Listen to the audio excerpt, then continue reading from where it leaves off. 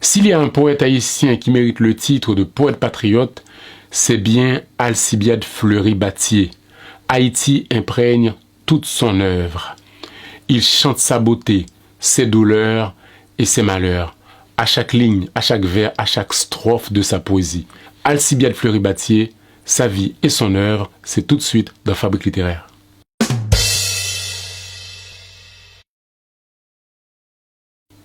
Alcibiade Fleury-Battier est né à Port-au-Prince le 8 juillet 1841. Son père était professeur au lycée Pétion. C'est lui d'ailleurs qui lui apprendra à lire et à écrire avant son entrée au même lycée, c'est-à-dire le lycée Pétion. Il compose son premier poème à l'âge de 16 ans. Ce poème s'appelait « Bouquet et amour filial ». C'est un poème qu'il dédicaçait à son père qui l'admirait par-dessus tout. Ce père va mourir dans la misère et la tourmente, ce qui va terriblement affecter le jeune Fleury-Battier. Dans sa famille, l'enseignement était presque comme un sacerdoce. Comme son père, il deviendra professeur, puis directeur de l'École nationale de Miragoâne. En 1883, il était candidat aux élections législatives pour la ville de Miragoâne. Mais cette même année, avant même de participer aux élections, il meurt de la petite vérole. Vous savez, cette maladie qui faisait rage à Port-au-Prince à cette époque-là. Nous l'avons dit, Fleury-Battier est le poète patriote par excellence.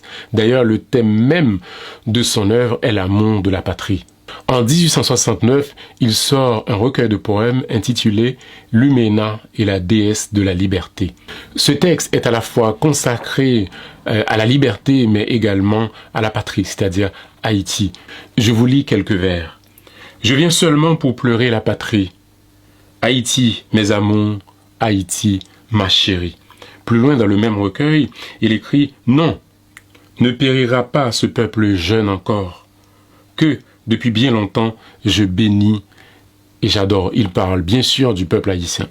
Pour Alcibiade Fleury-Battier, il faut aimer Haïti comme elle est. Je sais que cette phrase pourrait faire grincer des dents aujourd'hui, mais quand il écrit ça, il avait à l'esprit non seulement la génération d'Haïtiens de son époque et la génération d'Haïtiens à n'importe quelle époque à laquelle on appartient, mais également l'héritage. Il fait allusion aussi à l'héritage qu'a laissé, on va dire, les héros de l'indépendance haïtienne, c'est-à-dire ceux qui ont fondé cette nation. Il faut aimer Haïti non seulement pour ce qu'elle est, c'est-à-dire ce qu'elle représente, ce qu'elle est, même aujourd'hui, mais également ce qu'elle représente dans le monde. En 1877, Alcibiade Fleury-Battier sort un autre recueil qui s'appelle « Le génie de la patrie ». C'est également les mêmes thèmes qu'il aborde dans ce texte, c'est-à-dire que l'amour de la patrie, la célébration des ancêtres, etc. Voilà ce qu'il écrit dans ce texte. Cette poésie est une longue strophe de pleurs, une élégie, un cri de douleur. Ce cri, c'est celui de la patrie. Malheureux et criminel, celui qui ne l'aime pas. Il faut dire aussi que Alcibiade Fleury-Battier a eu beaucoup d'admirateurs en son temps. D'ailleurs, il était célèbre, on va dire, pour sa dévotion à la patrie haïtienne. Mais il avait un peu quelques critiques qui le jugeaient trop nationaliste. Alors, pour prévenir toutes ces critiques, voilà ce qu'il écrit. Que d'autres, se ressouvenant des beaux lieux qu'ils ont visités, chantant la France avec ses merveilles, l'Angleterre avec ses manufactures, l'Espagne avec ses sérénades et ses échelles de soie, Venise avec ses gondoles couronnées de fleurs, Rome avec ses temples majestueux et ses ruines imposantes.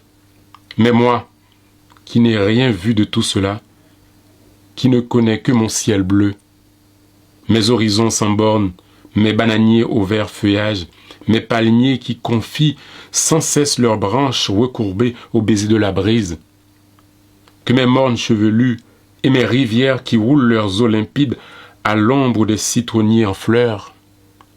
Je ne veux chanter que mon pays, objet de mes tendres amours. En 1881, il va publier un autre recueil où il va encore plus loin que dans ses précédents textes. Ça s'appelle « Sous les bambous ». Dès la préface de ce texte, il annonce la couleur. Il écrit qu'il n'est pas allé chercher très loin ses inspirations. Il est resté sous les gracieux bambous de Pétionville pour raconter avec des larmes dans les yeux l'histoire touchante de Véléida, le modèle de tendresse filiale morte au pied du devoir. Effectivement, il n'est jamais allé au-delà d'Haïti. Pour Alcibiade Fleury-Battier, les régions d'Haïti sont assez éblouissantes, ses mornes sont assez verts et ses bois sont assez sonores. Pas la peine d'aller chercher ailleurs. Son inspiration, il l'a trouvée là, sous ses pieds, en Haïti.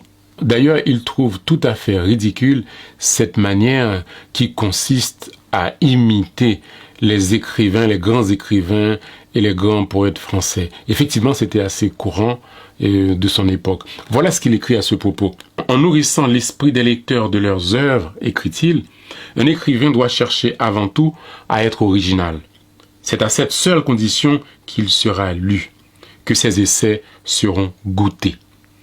Et il a rappelé ces mots de Victor Hugo à l'égard de ceux qui pratiquent l'imitation. Victor Hugo, effectivement, avait fait cette belle déclaration qu'il a repris à son compte. Que vous soyez l'écho de Racine ou le reflet de Shakespeare, vous n'êtes toujours qu'un écho et qu'un reflet.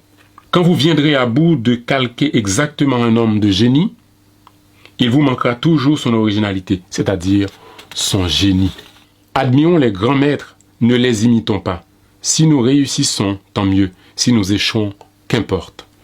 Le poète ne doit avoir qu'un modèle, la nature, qu'un guide, la vérité. Il ne doit pas écrire avec ce qui a été écrit, mais avec son âme et avec son cœur. C'était là le credo d'Alcibiade Fleury-Battier et il l'a mis en œuvre avec brio.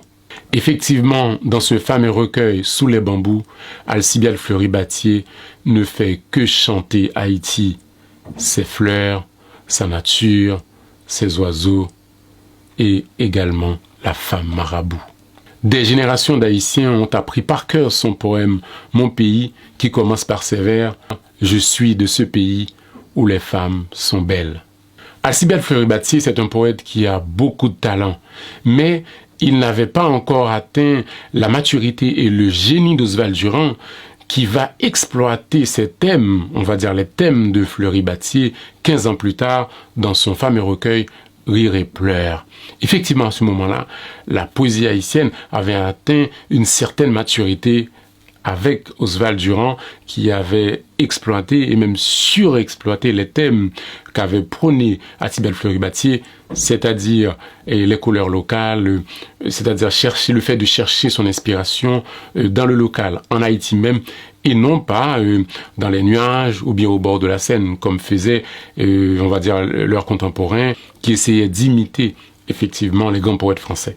Alcibiade Fleury-Battier n'avait pas que des admirateurs, il avait également des détracteurs. Ces détracteurs, c'était pas uniquement parmi ses contemporains, même des générations après. Par exemple, Pradel Pompilus jugeait que la langue de Fleury-Battier est pauvre. Ses images sont banales, ridicules, il n'avait pas de goût. À mon sens, je trouve que c'est un peu cruel, c'est un peu dur, injuste. Les critiques de Pompilus. Et évidemment, Fleury-Battier était un grand poète. Et si on essayait de le comparer à d'autres, effectivement, qui ont peut-être, on va dire, plus de talent que lui, qui ont peut-être plus travaillé les thèmes qu'il a initiés, oui, mais on ne peut pas lui enlever toute qualité en tant que poète et écrivain. Je pense que c'est injuste. Alors, le principal mérite d'Alcibiade Fleury-Battier, c'est parce qu'il a montré la voie pour que le poète haïtien s'assume enfin, pour que ses œuvres soient d'abord empreintes de couleurs locales. Et ce n'est pas pour rien s'il a eu une si grande influence sur la génération d'après, jusqu'aux indigénistes qui n'avaient fait qu'appliquer ses recettes.